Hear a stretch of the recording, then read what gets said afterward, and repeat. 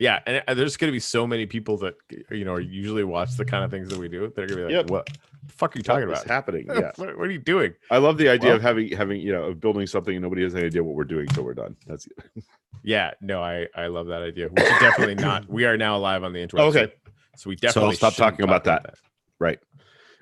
We could talk about generally the idea. Not just not the end result. Susan, right. So Warren, I had to get everyone is showing up. I'm so excited. That is cool. Okay, so I'm refreshing our page on YouTube because I want to find. There we are. So, we're live. I'm throwing live right now. Gonna do some sharesies. All right, got the tab muted. Good morning, guys. Welcome to Hashtag Coffee. I am Greg. That's Corey. Nice to be with you this morning.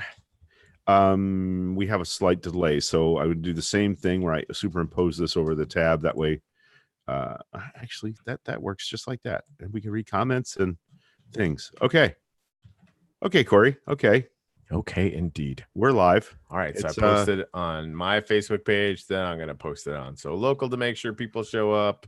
Good. So I'm excited that people are just getting it because you guys know what the hell is going on. God. Yeah. We actually, I think, we're not going to make a decision on air, but I think we're going to be spending more and more time over here on the YouTubes. Yeah. So I think, what do you think, considering let's kind of see how this goes. We were going to do 2 weeks where we actually did Fridays, right? Right. The Sunrise thing, we hit 100 subscribers today. Which is what I needed to do. Congratulations, by the way. That was all because of your Sunrise thing. Nice job. Thanks. And actually, it would people like Bob Benson on Twitter and stuff people started sharing it out and really helped out, which is awesome. Nice. Everybody that's been joining me for that in the morning, thank you very much for that. It was good. Actually, I had Earthy on this morning, who's like a public speaker and business coach and yada yada yada. You couldn't hear anything we were saying because it's windy as fuck. Yeah, I watched about 5 minutes and the wind was like, yeah, it's tough. But we're definitely gonna do it again. Except it's like the coffee on the dock thing. Like there will probably be guests. Interestingly enough, yeah, the dock was at least a little sheltered. Like you could find a facing direction that. Right. Well, she was saying wind like that is actually really rare. Right. On the beach, but honestly, I don't care. So it was just you realize at some point you're gonna have to start getting down to the beach at 5:30 in the morning for sunrise, right? Yeah. Okay. I don't care. It doesn't matter to me at all. And I said this morning, I think it was Wednesday, or I was like, "Fuck, my legs hurt because I'm walking way more than I've ever walked in my fucking life," which is good. I need to lose weight anyway, so anyways, it's really really good. But I didn't want to go, and I'm like, "Well, I've 30-day challenge. You don't have a choice. Get your fucking ass moving." So. But milliseconds after hitting the beach and seeing the water, you idiot. It's just so good. So look, I'm thinking about where you are. You're in town enough. You can walk to food. You can walk to everywhere like that. Even we wanted to. We got some Indian food the other day. Letterkenny moment. So I went to get some Indian food the other day. Anyway, I went and picked it up, and you can drive if you want, but it's everything's less than a mile away. So I just walked over there and whatever. So, nice. Yeah, it's walking is the new black. If you got to live in a city, right? Miami Beach is pretty good. If you got to live in a place where you're jam up against people, but there's probably 5 takeout joints within 3-4 blocks of your house, so it's not the worst thing ever. Yeah, no, it's just it's just really good. It's a shame that narrow strip of land that you live on will someday be gone. Because climate change. That's just true. Yeah, the thing about the old days is people had shacks out there where they ran their fishing businesses and mended their nets, but nobody fucking lived out there because hurricanes. And that's true on both coasts, all the barrier islands, all of the Pinellas County beaches, the Sarasota County beaches. The reason nobody lived out there is because historically bad things happen on those barrier islands weather-wise. So there's that.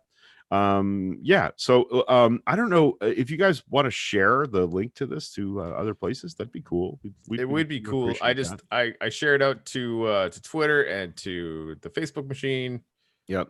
And definitely say hi, because we can't see, on Facebook we can actually see when people show up. Right. Definitely say hi when you're here so we can say good morning. So good morning to Dreen and Zestra. I feel like I should know who Zestra is. Yeah, I'm not sure. Could be somebody we don't know. No, it's somebody we know. Okay, I just put it on Twitter as well because Cool. why not? We do only have 6 people watching, and that's less than normal. Well, yeah, but you know what? This is going to take a little time for us to get adjusted to the new place and other people. Cool. But I guess the other thing too is like we and maybe we should do this where we started like the preamble on Facebook and got up to our like normal 15, 20 kind of people or whatever. And then moved over and everybody came with us. Like that was instantaneous. But I mean, people figure it out. Yep. Or we'll build a whole new audience of people that are YouTube friendly. There you go. That could happen over here. So I've been watching a guy on YouTube, and now I'm watching on Twitch.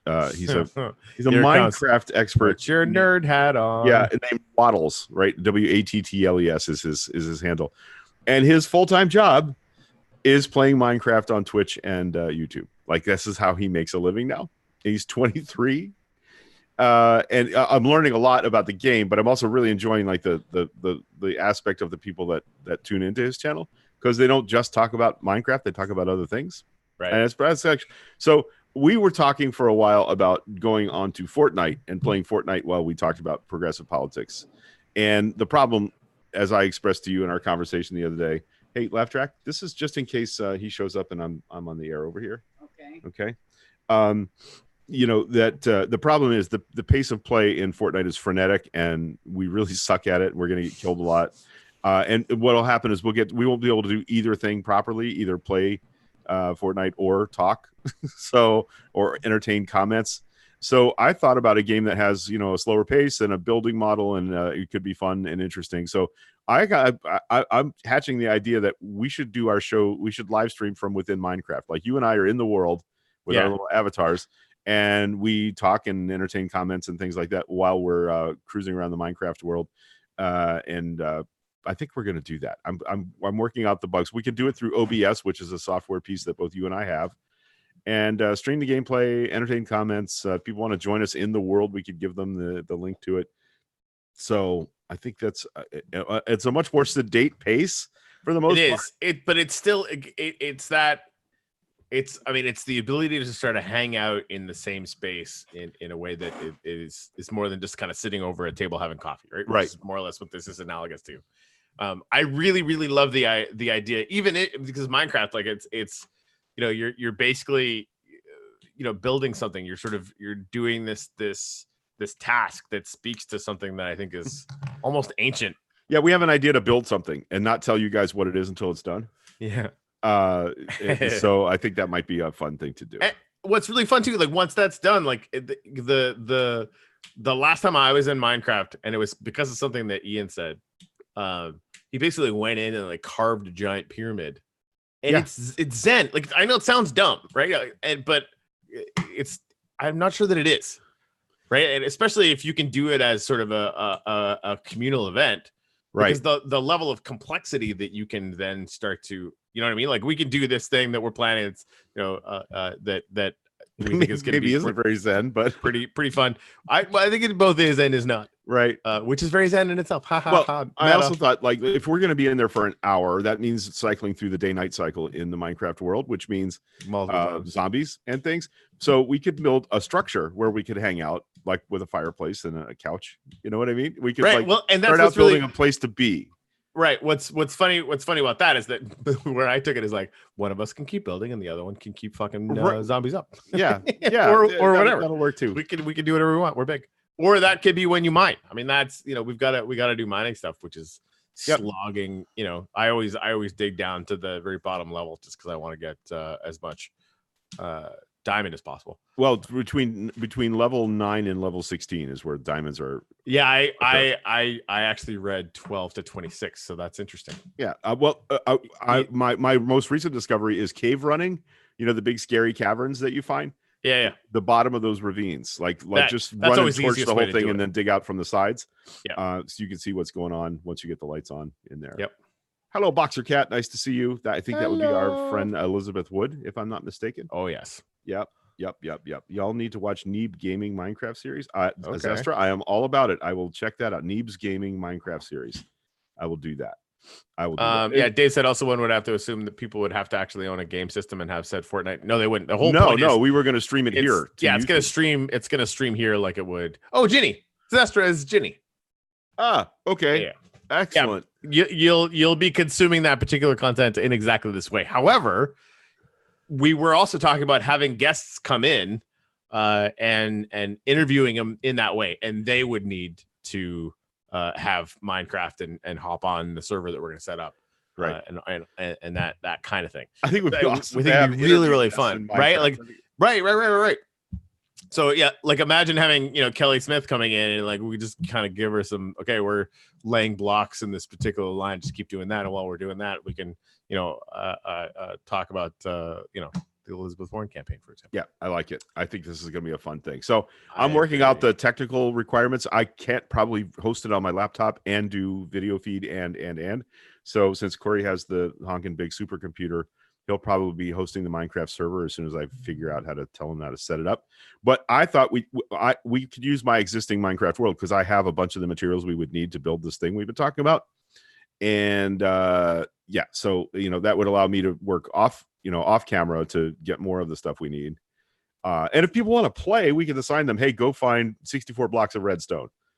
Here's your pickaxe. Go dig. They could dig. Where would you get redstone anyway? It's down deep. The same place when you're mining down deep. Is that what, like it goes into the shards or whatever? Yeah, it makes powder. It when a redstone block glows and it turns into powder. And the redstone powder. Yeah. Okay, think of redstone powder as wire. Okay, and a redstone block as a power source. So redstone is how you build circuits. You can build switches and circuits and comparators and observers and dispensers. And if only we were this good at real life. I've built an automated composting system where basically I can put in vegetable matter in a chest at the top, and it goes into a composter, and then it spits out bone meal to make plants grow better at the bottom. And I'm so proud of it. I built this machine. I also built an automated away from computer fishing machine, which could fish loot out of the waters. When you're fishing, you're not just catching fish. You could catch I'm aware. Enchanted books and enchanted items. And so you could set this up and leave Minecraft run in your computer and come back hours later, and it will have caught a whole bunch of stuff. So that's fun. Yeah. Automatic sheep shearing farm. I don't have that yet, but I'm working on it. Yeah, and the Minecraft trading system now, the villager trading system is freaking amazing. So yeah, that's what I've been doing with my spare time. Automatic chicken killers. Yeah, you can set it up so that not only does it harvest the chickens, it cooks them. So they go right into the chest pre-cooked. Separates the feathers from the meat and the eggs. Yes. He built an automated Farmville though, Dave. Like that's. Yeah. Some people are going back to Farmville all the time to do that meaningless task, and he's automated it, proving. Okay, so this is interesting. Okay, Greg. Okay. Yeah. So, what's her face? Let me pull this up here. Not what's her face because she has a name and she's awesome. Crystal Ball interviewed Bernie Sanders and asked how he would deal with automation and why he believes the federal jobs guarantee is superior to UBI. His answer is, "I think most people want to work. Part of our humanity is when we are productive members of our society." Which, of course, ignores single women, ignores the fact that jobs are going to be going away far faster than he understands. Like, it's just a terrible fucking answer. It's really bad. And Andrew Yang tweeted, Bernie ignores the facts that money on our hands would. Oh, shit. That's fun. It's very windy. Yeah, I like it. In my apartment. It's awesome. Reminds me of this morning and yesterday. Yeah, sorry about that. That was a problem. Yang said Bernie ignores the facts that money in our hands would, 1, create hundreds of thousands of local jobs, and 2, recognize and reward the nurturing work being done in our homes and communities every day. He also assumes that everyone wants to work for the government, which isn't true. It's just the federal jobs, and we've been talking about this a lot, but with moving forward, the federal jobs guarantee is fucking stupid. I love the intent of it. In the absence of any other good idea, it would be okay. But all I can imagine, like with UBI, the possibility of UBI, it's a ridiculous idea. Comparatively, yes. Just comparatively, okay. Like it's like welfare, right? Like welfare instead of nothing is obviously you do that, right? Welfare instead of UBI is dumb. Right. That's just a fact. It's mathematically that's the way that it breaks down because you're the means testing and all the other reasons, right? Right. And the same is true with a federal jobs guarantee. Federal jobs guarantee is a very interesting solution for the problem, assuming that you can't have something like a UBI, because it, you know, a federal jobs guarantee ignores vast swaths of the population that the UBI catches. And I will never, ever be able to move past the fact that there would be a Donald Trump controlling the strings to a federal jobs guarantee, which will be a massive, basically slave labor farmed out to corporations, where corporations are making ridiculous amounts of money on the backs of people that are working, right? Let's not personalize this just to Donald Trump. There's no guarantee that any president would have the ability, especially now. That's what I mean, right? Like the next version of that. I mean, Marco Rubio, you know, is going to be horrible at that, right? Right. And let's talk about the last federal jobs guarantee was the Reconstruction after the Depression, you know, that got us, and that was an immensely successful program. Why? Because Franklin Delano Roosevelt and Eleanor Roosevelt believed in socialist ideas to make our capitalist economy better, and so they implemented it in a way that did not hurt poor working people. Well, poor white working people. Let's be clear. Yeah, exactly. It was deeply discriminatory against. It wasn't universal, right? Right. You know, the GI Bill, same thing. Most people don't know this, but the GI Bill did not apply to African American soldiers. They did not benefit in the same way. That's right. That white soldiers that fought in World War II did. Yeah. No question. Comparatively, UBI is a better solution. The question is, can either of those ideas be turned into legislative action that passes? And well, one of them can, and it's not the federal jobs guarantee. The amount of conservative backing for a UBI. I mean, that's why I started doing a podcast with Rio, because I was like, what the fuck is a conservative doing making the case for UBI? That makes no sense. Right. And yet it actually makes a ton of sense if you're a real small c conservative capitalist who doesn't want the capitalist system to die. Right. I mean, it's how to keep the pitchforks at bay. Yeah. But also how to and Rio always frames it this way. It's just how, you know, how he sees it. He comes from wealth, so he thinks wealth is the solution to everything. But it, like in this particular case, it's not necessarily the solution, but it's definitely better than the alternative. Yes, it is. That's one of the things my dad always said. You know, riches not necessarily make you good, but it's certainly easier and better than not. You know, his you know, he comes again from wealth or whatever, so he knows what it's like to just have that behind you. And you know, it comes down to a UBI is like having a $250,000 asset that never goes away and constantly feeds you money every single month, right? Which is what sort of and he calls it middle class, which is adorable, but what the upper middle class and wealthy people, that's how they live, and that's why they know that this is good, right? Anyway. Yeah, we got some good comments here. Boxer Cat, our friend Elizabeth Wood, says, "I can promise you this would not take in a person's actual talents into account. We'd just be cheap labor for capitalists." To which Dave Meyer says, "We already are." I 100% am, and you know, but at least I get to help people and play with marijuana while I'm there. That's a cool job. I mean, that you could do worse. I like it. Deb says she talked you guy into at work into researching Andrew Yang yesterday. Nice. Good job. Good job. He's doing pretty well. I honestly though, I think missing the Ohio paperwork thing.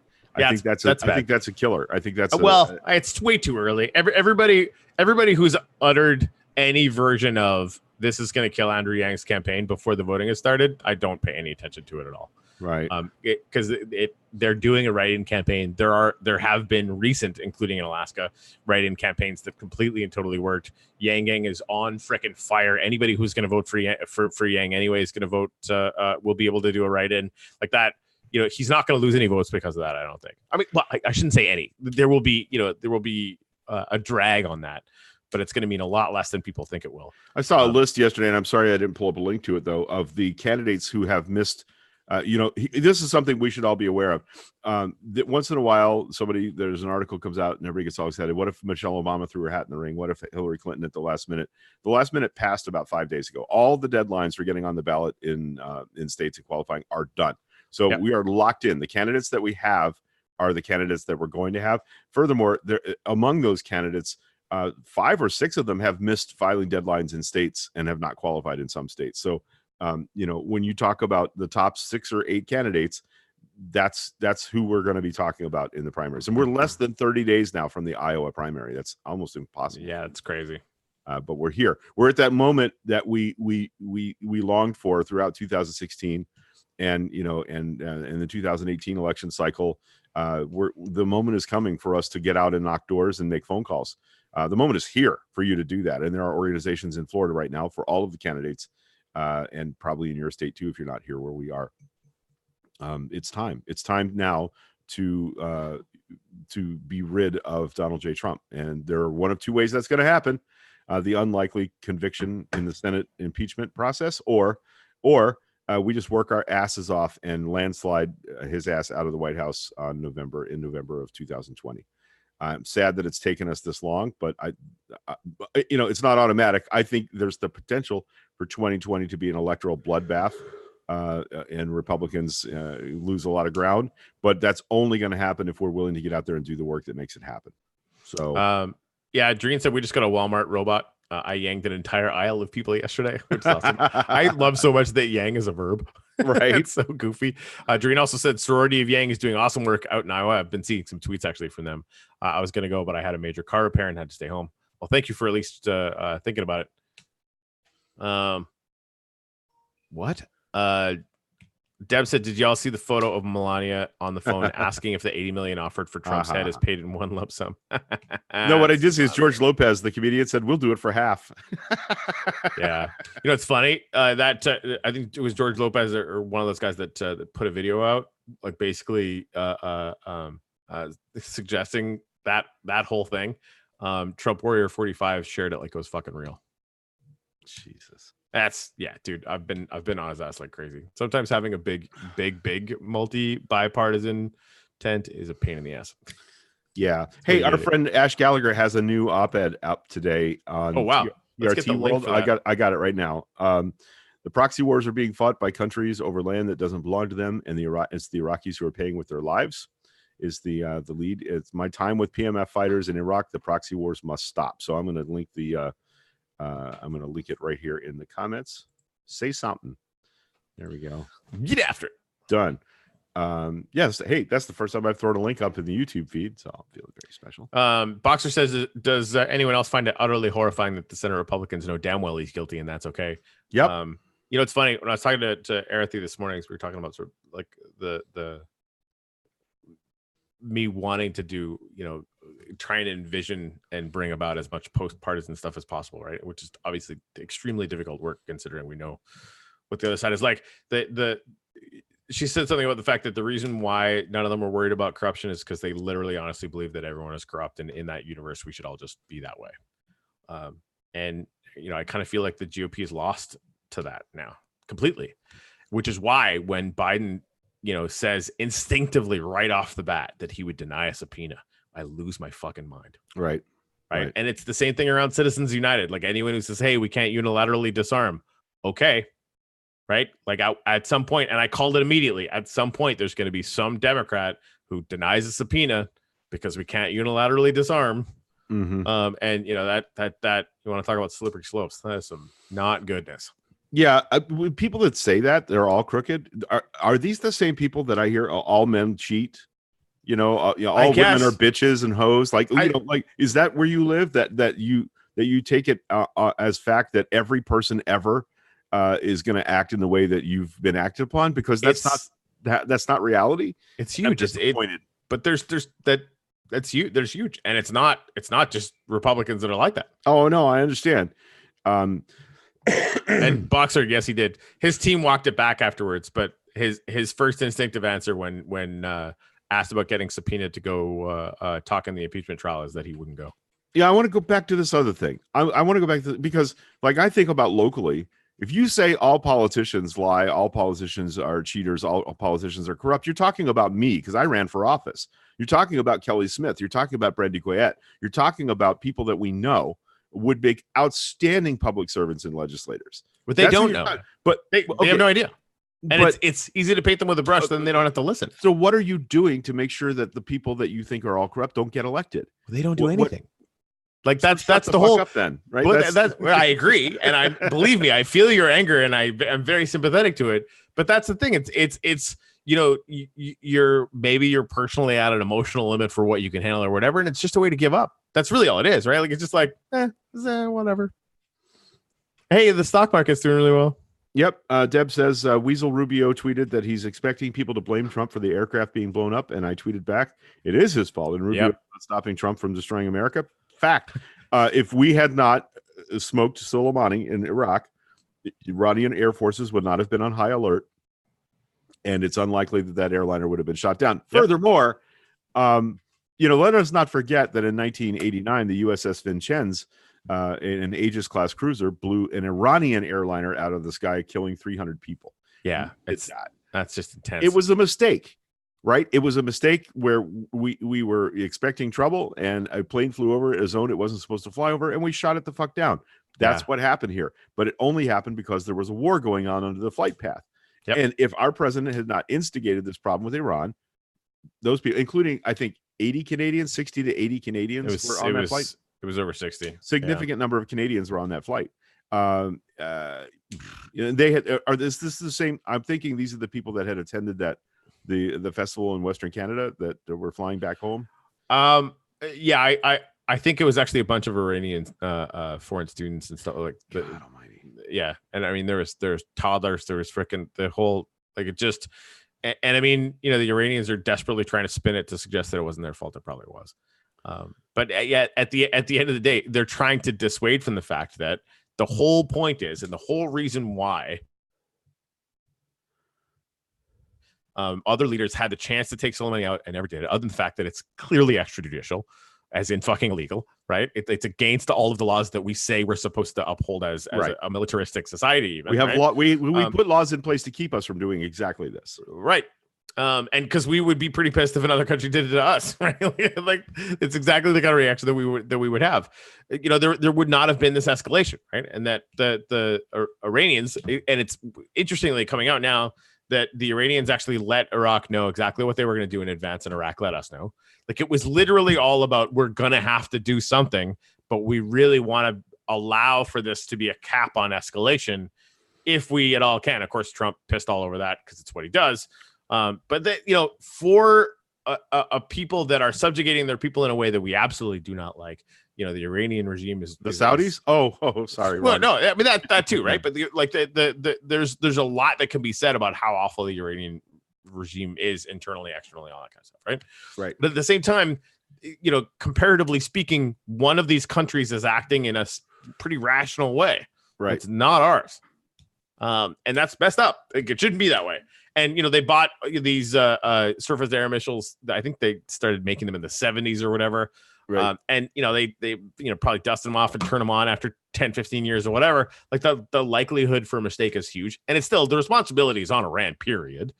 But none of this happens if Trump doesn't make a completely and totally boneheaded decision. Right. And that's just a fact. And let's go one step further with this and say, fuck you to every Congress member and senator who's been out saying that Democrats are mourning the death of Soleimani. Dude, fuck right off with that. We are not. We are absolutely not. He was a bad guy. No question, this is a bad guy. But does smoking this bad guy make anybody safer? Let's use the word. He was assassinated. Yeah. Does assassinating wasn't taken make out, any American safer? Clearly not. Right. Do we not think that there's someone ready to step into the role that he played as the leader of the Quds paramilitary? Guy worked with him for 20 years. He's already took the job. It's ridiculous. So nothing was stopped. Nothing was put off. Nothing was made better by this action. And that's why the last two presidents, Bush and Obama, passed on assassinating this guy, because they knew, yes, he's a bad actor, but killing him is not going to change the equation in the ground. Yeah. Did NATO decline to fight Iran? NATO is staying the fuck out of it. Yeah, they wouldn't. Well, even Canada won't touch this with it. Even now, Canada wouldn't do it. Yeah. Trump deals in whataboutism. Now he says it's okay to commit war crimes because the other side has done it. It's exactly, yeah. What's next? Public beheading? Trump rallies? Yes. I mean, the number of times would they hold a public trial in an arena like a WW fucking F fucking thing? Of course they would. Somebody that you and I both know and love posted this morning, that Obama killed this many thousands of people with drones, including this many civilians, and Trump kills one guy, and we're mad about it. I'm like, I could be upset with that. I can be disappointed in Obama, and also at the same time be disappointed in Donald Trump. Can you? Two things. We were talking about drone killings, or I was extensively during the Obama administration. You were more than me. That Sure. I worked to make happen, Right. and would obviously do again, especially now. But the drone strikes now are 4 times more than they were under Obama. 4 times more, 400% more drone strikes under Trump than under Obama. Right. So, I'm sure everything's fine with that. Yeah. So Vern Estes. What? complete change of gears. Yeah, right. I was just reading a Boxer comment. And I'm like, Vern, who did you say testes? Are we talking about balls now? Estes, E-S-T-E-S. I was trying to make a joke. Like, he was one of the Greek pantheon of gods, and I'm sure somebody smart like Ginny Ripper is going to tell me who the god Estes was. Anyway, Vern Estes, you should know who he was. I'm actually really surprised that you don't. Vern Estes was the founder of the Estes Model Rocket Company, where you could go into a hobby shop and you could buy a little kit with cardboard tubes and balsa wood and little tiny rocket motors, and you could make rockets that fired up into the sky and came down under parachutes and had cameras, and probably inspired more American kids to consider futures in science and space than any other American that isn't a member of the space program. He celebrates his 90th birthday yesterday. He turned 90 yesterday. I built dozens of Estes model rockets when I was a kid. I was already building, like when I took shop class in junior high school, we had to build a model rocket. I had already built 8 by the time I got to shop class. My rocket was done in 2 days because I knew what I was doing. So I'm just really enthused that Vern is still alive. He sold his interest in the company in the 80s, but he still actually goes and attends rocket launch events when people have these big model rocketry gatherings out in giant open fields. I don't know if you know, there's a whole sub hobby called high altitude model rocketry, where these guys are building rockets that are 10 to 12 feet tall and go to 50 and 60,000 feet. Yes. Steve Jurvetson, who is the investor guy that I follow on Facebook. Everyone should, actually. All of his posts are freaking amazing.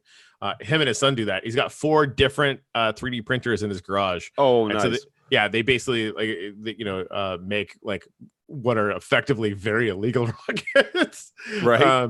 But they're constantly toying around with it and 3D making different parts to kind of mess around with stuff and that kind of thing. But like he's disgustingly wealthy, so every once in a while I have pictures inside his house, and his house is literally just wall to wall space paraphernalia, like historical stuff. Like the did I lose you, Greg? You look very still all of a sudden. My chat buffer. Oh, right. There you are. You're back. You're okay, back. Cool. All right. That was weird. Yeah. Anyway, so yeah, Greg the Wonder Kid, settle down, Mike. I love all that stuff. Yeah, Estes model rockets, really cool. I have a friend that did high altitude rocketry here in Central Florida. There's a place over near Orlando. It's probably not even there anymore because it's all now Claremont. It's all housing developments. But they used to go out there and it would have to use ATVs and radio tracking systems to find the rockets when they came down, because they will go a long, long way from launch point. But they were always trying to launch into the wind enough that they would come back down within a half-mile square zone. You got extra points for landing your rocket back, near the launch point. Really cool stuff like that. So nerds, total nerds. And this just makes me want to build more model rockets. But the big ones, the high altitude rockets that I'm talking about, the hobby engines for that are 1.5 feet to 2 feet long. And you know who makes them? Morton Thiokol. I don't know who that is. That's the people that made the solid rocket boosters for the shuttle. That's awesome. Yeah. So anytime you get to launch something from potentially your backyard that's built by an actual space rocket company, that's so good. That's pretty goddamn cool. That is goddamn cool. By the way, if you guys haven't, I think you can hit if you haven't hit subscribe yet, do that. But on here, there's like a little bell that you should be able to see. Make sure you click that, and you can set notifications for when we're going from here on in. Yeah. All right. I feel like I should keep saying that. And honestly, we're gonna need help. So like as a mission, the next level for this, and Greg and I are talking about some different ways to do it. We would love ideas from you guys. We need to hit 1,000 subscribers on the site before we can start monetizing it. I don't know if you guys have noticed, but like Greg, well, and we've been doing the donations thing for the people that are doing the monthly donation so far. You're the only reason why this show isn't bleeding into the red every single month. Like we can like the absolute stuff that I have to pay for every month is basically covered with the donations that are coming in now. But we would like to actually make some real money. That'd be good. Is that unfair? Should we be paid for this? I think somewhat valuable. Anyway, yeah, I do too.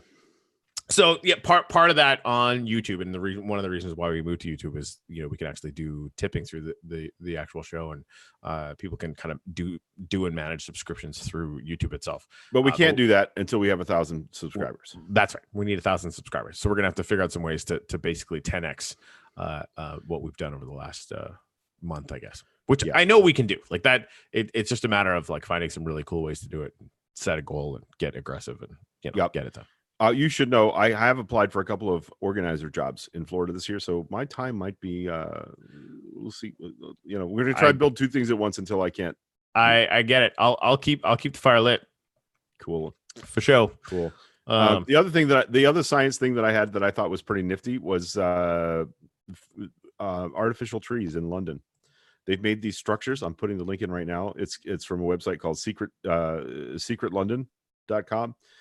Essentially, it's a box with a power system and some moss and an irrigation system. And the moss takes in 10 times the amount of pollutants that a normal tree would. So they put these boxes on corners all over London, and they are soaking up pollution and putting out clean, breathable air. They're solar, so they don't require any power infrastructure. They recycle their own water. Pretty cool. Artificial trees saving the city of London from pollution. I thought that was cool. That is really cool. Yeah. What else? Got anything else you want to talk about? I'm actually just looking at this thing that I think the title is really misleading. Scientists may have found the missing link between brain matter and consciousness. I don't think they're going to actually end up trying to bridge that gap whatsoever. But what they did prove experientially is that neurons are actually capable of running internal calculations. So we had always assumed that the only way that the brain can do any kind of calculations or computation is signals between neurons, right? Basically, a neuron is just an on-off switch and would act like a single transistor in a computer.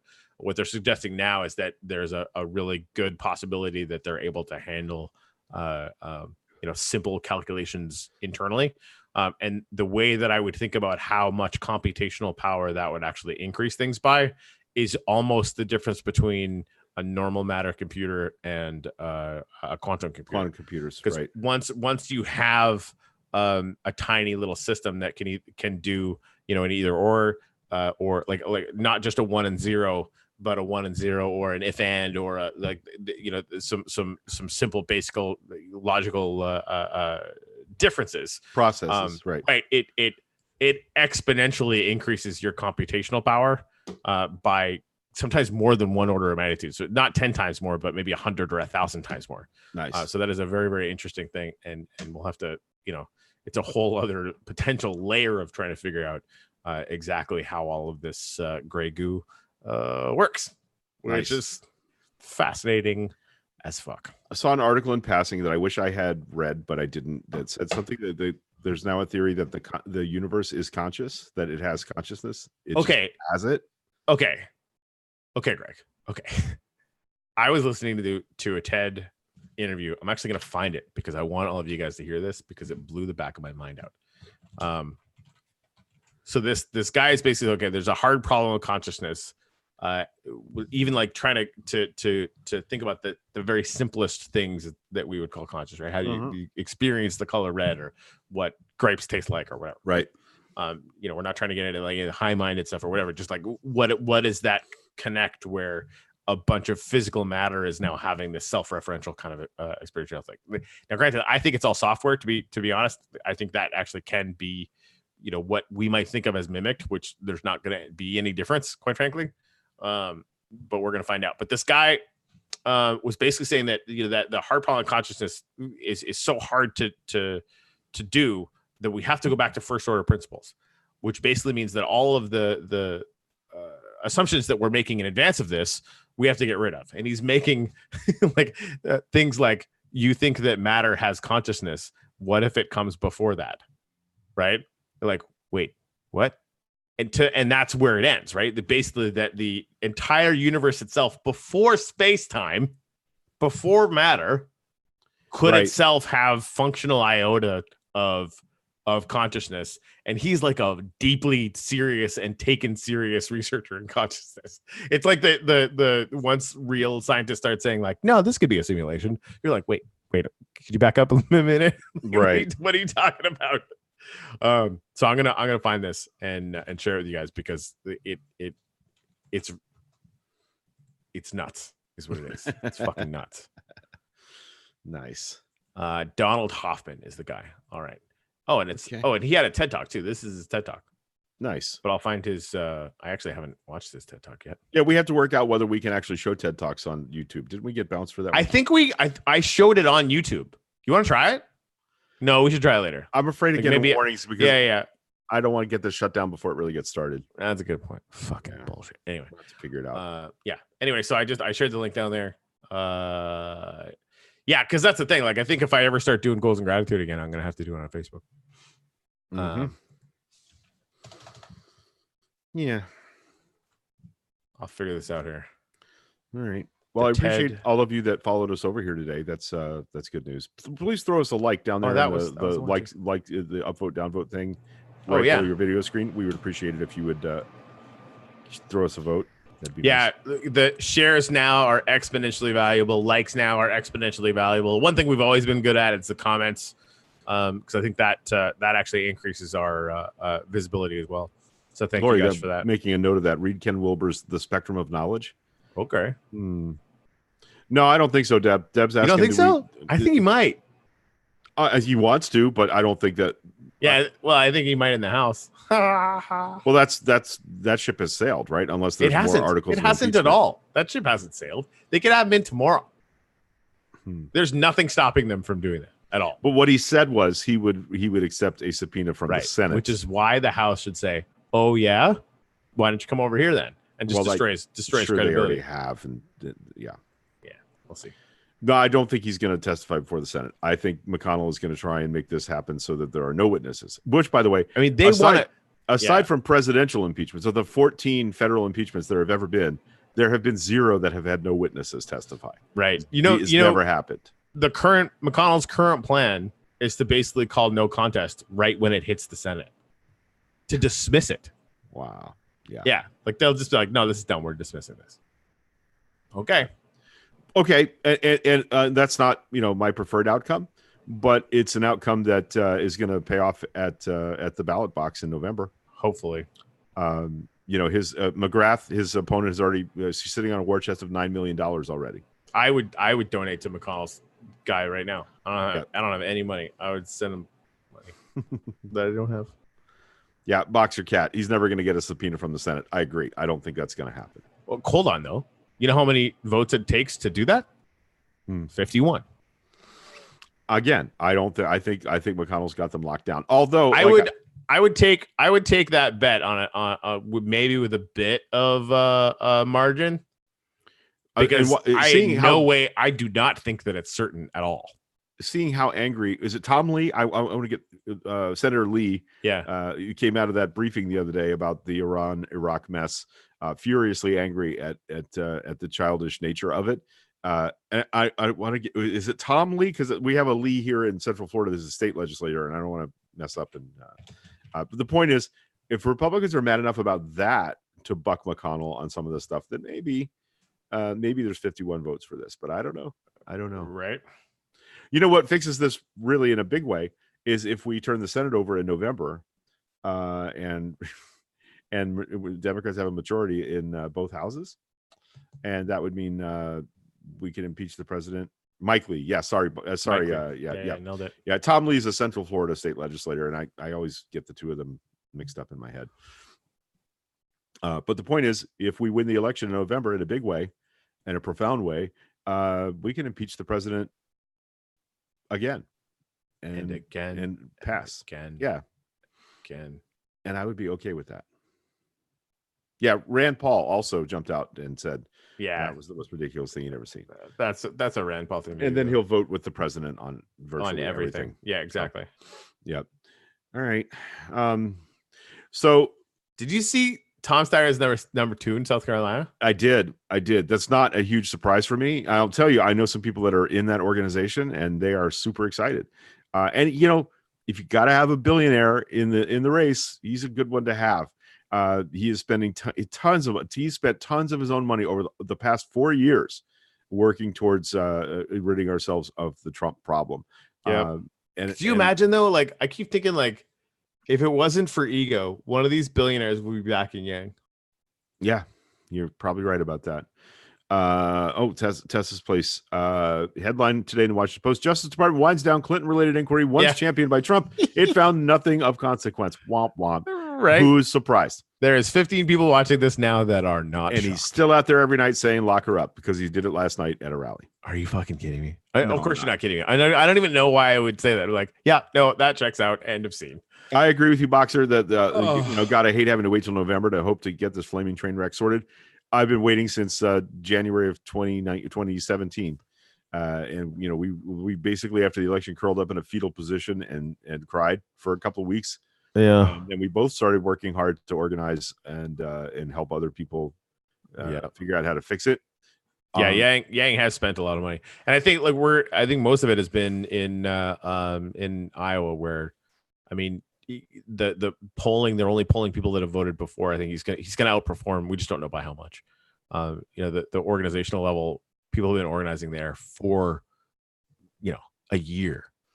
And he's trying to do it all in the last 4 weeks, which, considering how much momentum he has now, like there was no other way for him to do it, I don't think, considering going nationwide is exactly how he's managed to raise as much money as he has. But it's going to be an uphill battle no matter what.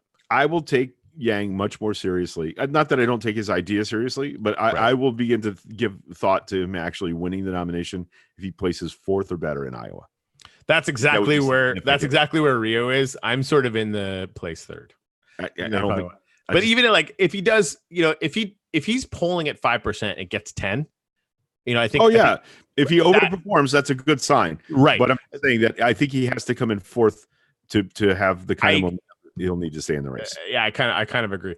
And that, I mean, Buttigieg is fucking in the lead there, right? So like he's gonna have to come in fourth. He's got to take out one of the sort of traditional top three. Yeah, Buttigieg. Which, I mean, so that's the thing. Like Iowa maybe sewed up. I think the race might get more interesting for Yang in New Hampshire. We'll see. I don't know. I have no fucking idea. I mean, South Carolina, Tom Steyer's in fucking second place. So like, that's like people are like, oh my god, he's got no chance. Yada yada. You don't fucking know. Nobody does. Nope. Until the voting starts, none of this means anything. And I will tell you, having been on conference calls with Tom Steyer, he's a motivating, interesting guy. Like he talks to you like. He has that thing. He has that public speaking thing. He's able to make his point and inspire you. I worked for Tom Steyer indirectly in the 2018 cycle for Our Future. Yep. He was the primary funder, and he poured, I think, $28 million into For Our Future. He's not messing around. It's a huge reason why we won. Like that, legitimately. Like the having the house is due in large part to Tom Steyer. Yeah, why one of my favorite moments of the guys from Pod Save America was them saying, organizations on the ground like For Our Future, they mentioned us by name, are the reason that we won the seats in the House. By the way, I feel like we have to absolutely say this. The guys that do Pod Save America, that would be Jon Favreau, not that Jon Favreau, John Lovett, not that John Lovett, Tommy Vitor, and that Tommy Vitor. Who's the fourth guy? I can't remember. God damn it. Anyway, the four guys who worked in the Obama administration and for the Hillary Clinton campaign and worked for her directly have a podcast called Pod Save America. They have a podcast a network called Crooked Media. You should absolutely go check out the content on Crooked Media because there's a Pod Save the World, Pod Save America, Pod Save the People. There are 4 or 5 different podcasts. Love It or Leave It, which is a comedy show that they do live at the Improv. With a panel. It's always hilariously funny. But in the 2018 cycle, just before the 2018 cycle, Jon Favreau started a podcast series called The Wilderness. It's actually, I think, is it 9 or 10 parts? Which sounds like awesome. This is going to sound like a ridiculously boring slog, but honestly, it's one of the best things I've ever listened to. It really is good. I avoided doing it for a while, just like, I don't time, blah, blah, blah, blah. And like 2 episodes in, I'm like, Greg, I'm so sorry. It took me weeks. Yeah, it's amazing. Basically, the premise is, how did we find ourselves in a place where we lost the House, we lost the Senate, we lost the White House? The Democratic Party is in the wilderness. What is our route out of the wilderness? That's the underlying idea of the podcast series. So important. It's so good. You should listen to that. And Tuesday, the first 2 episodes of the Wilderness part 2, meaning that they did a lot of focus grouping with voters from all parties. The 2018 one focused on people that had voted for Obama and then voted for Trump, and it's hard to believe, but there are a lot of people that did that. And he wanted to know why, so they did a lot of focus grouping with those voters. So this iteration of the Wilderness is about the 2020 cycle and what he's learned about those same voters between 2018 and now, and what's the path out of the wilderness for us to the 2020 election. I'm super excited. I used to listen to it on my way to work at my organizing job. It was super motivating. It really, I can't wait for the next one, because we know it's going to be good. Yep. Just to give us real context to what we're facing, because I think, well, especially here, right? Like we're constantly preaching to and embracing the choir itself, which is great. And it's exactly what I want with this show. This is what we're doing. But it'll be a good thing to sort of hear with everybody else. So I do want to say, if you can't, we got 11 people that have liked it. There's 15 people watching. If you haven't liked this video yet, again, it's a small thing, but we I'm only really showing 4. That's weird. We have a chance on YouTube to get a lot more sort of organic visibility than we did on Facebook, and that is because of our capacity to interact the way that we do. And keep in mind that we also know that, like, we were both deeply personally established on Facebook before we started doing this. So a lot of our viewership drew from people that are at Corey's friends list or his amazing pages for Coffee on the Dock, for Goals of Gratitude, for his musical career. And I had So Local Pasco. So we're building something from scratch on YouTube. Neither really has a big presence here. No. And we would really love your help in helping us do that, because later I remember when there were only 12 of us watching. That's the thing. You guys are, as usual, founding members, which is a huge fan. Deb Avera with the best comment of the day. If you click the bell on YouTube, you can get personal notifications that Coffee is live. It's right at the top next to the icon top. There it is. Please click on that, and that way, we'd like that. Yeah. I'm a singer, baby. Love joining you guys. Thank you, Michael. I miss you, man. We need to get together and have a coffee again. Last time I was awesome. Last time I saw you was at a campaign fundraiser, which is the worst possible time to try and have a conversation with somebody. We gotta do a meetup when I come back up. It's mid-February. Which is mid-February? Yeah. Okay. In general, and not when I'm playing a show, so I can actually like hang out the whole time. Right. Although that too, but still, yeah. Maybe we go to somebody else's show and hang out. Yeah, maybe we can check out Dave and Julie. Yeah, that'd be good. I'd really love that. I want to come down and visit. I'm not sure, if you're not coming up to February, we'll think about it then. But I would love to come down I just have to be back on Wednesdays. That's my counseling work day. Sure. So I want to get that handled. Look, if I get hired by an organizing group, that pretty much is going to be all my time. Yeah. So we'll have to try and get it done before that happens. Okay. All right. Yep. About ready to wrap this up? Sure. Yeah, you gotta go find out how, and maybe we can do some testing this weekend or even this afternoon or something. Yeah, I actually I got the information on how to get it done on my computer. The problem is that horsepower wise, like you said, when we test streamed, you said it was really chunky in the Zoom window. So yeah, once you know how, just say, oh, this is what we're gonna do. So I need to know how to set up a server. I'm pretty sure I actually have it on my Minecraft on my computer already. Yeah, and then, we can just play with it and pun intended. And figure it out. Beautiful. All right. We love you guys very much. Thank you for joining us on YouTube. Should I keep saying the thing, or should we we're moving? New day, new year. Should there be a new thing? I don't know. I mean, Sasquatch is real. Okay, so we got that down. That got done either way, which was important. That's what I wanted to do. Like, if we're gonna transition, let's maybe even I'm used to that now. Like, we don't want to fuck people up. All right, but so it will maybe put it to the crowd if we were to say something for 2020. I mean, what would it be? Other than remove the motherfucker. Courage. Courage has been my word since 2016. That's have you seen remember what the fuck was that movie? Man, I'm getting old and just I'm having these brain fart moments way too often. Courage, Willow. Courage. Yeah, it's been 1,000 years. What movie was that from? That's Never Ending Story. No. It's Willow. The movie is Willow. Oh, duh. Isn't it Willow? Yeah. Is it? Yeah, pretty sure.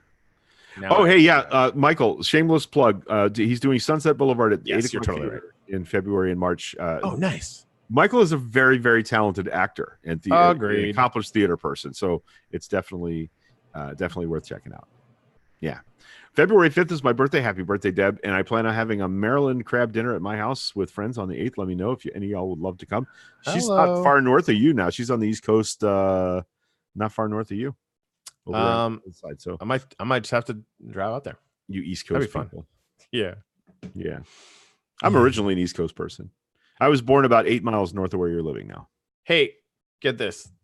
Suicide deaths have jumped 45% in Ohio. 45% from 2007 to 2018. Wow. Yeah. Often driven by economic despair and hopelessness and by a society that says it's okay. It's not okay for an older white male to say, I need help. Yep, that's true. It's the Iron John thing. Iron John. Yep, we're taught to be stoic and not, the only emotions we're allowed to have are love and rage. And anything other than that is unacceptable. Man up, don't be a pussy, all that stuff. Yeah. That's where that comes from. Yeah, I was talking with Erithy about seeing a therapist this morning as an example. And we'll continue to. I think it's, even when I was feeling better, I wanted to and may yet continue that kind of thing, because there's literally, other than the stigma, which like I don't often care what other people think about me, so I'm not too worried about it. So it's a lucky thing for me, but the idea, like, it doesn't seem like there's any downside to spending an hour thinking about your state of mind and how it might be improved. Yes. Like, it's just like, where's the downside to that? Right. That's exactly. It's like anything else. Like, you're going to go to Weight Watchers when you're having a crisis of how you feel about yourself, about your weight. You're going to go do something about it. You're going to lose the weight. There's maintenance that has to happen to keep you on that beam, right? There's things you have to be thinking about every day to keep you on that beam. And therapy is like that for your mind. Yeah, it really is. Dreen saw Chet post that article this morning. Chet is part of the he's the communist, the commie in the Moving Forward crew. He's a really cool guy. Oh, hey, and Mike, like, Chet is stupid smart. Like, Michael, Deb, all of you, we love you too. Hey, maybe we don't say that enough. We're so excited that. Yep. Thank you guys for coming out here with us and helping us. Mine too, Mike. My dad was an emotional guy. He wasn't afraid to show it, and I think that has served me well in my life. It made things possible for me that my friends seem to lack. Emotionally, the emotional range, was definitely affected by having a dad who wasn't afraid to show that. So I'm with you on that. Yeah. Also, the same thing, and he was a beast. Yeah, my dad was never afraid to punch somebody in the mouth either. So, seeing a guy who was as manly as it gets and still able to be emotionally full was exemplary. And the only thing wrong with my dad is he's not still here. So, yeah. Sasquatch is real. You can end the show now. Are you crying on the internet? No, shut up. Oh, okay. Although I would admit it if I was, and then we would timestamp it because that's what we do. Yeah. No, I was just looking at a tweet, which is a whole financial thing that would require 10 minutes to talk about. So we just won't. Yeah. Cheers.